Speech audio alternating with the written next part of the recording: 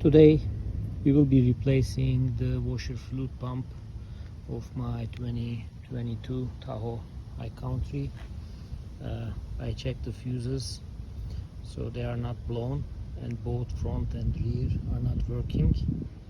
Apparently this is the part number 848-01575. I had to buy it from the service department nearby. I will be driving out of town today, so I need to replace it myself, although the car is under warranty.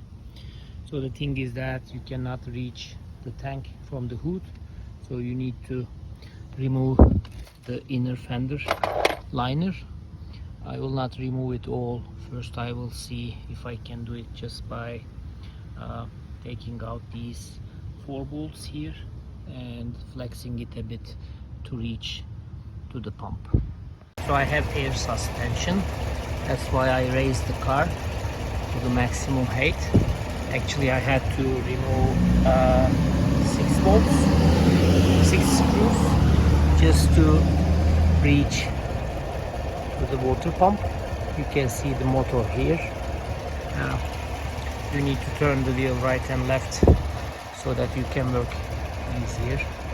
So now I will just disconnect the power cable and then pull the pump out.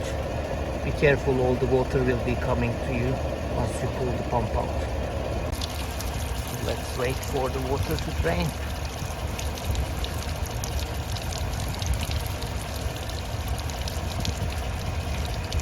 You need to pry the connector a bit and then pull the hoses out. So this is the piece going into the water tank, and this is a dual pump.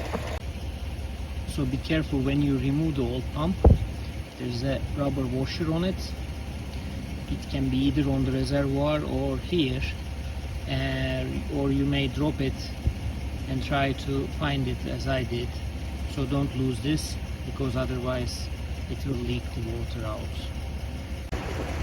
Put it back on, connected the cable and the hoses, no leaks, nothing, and it works.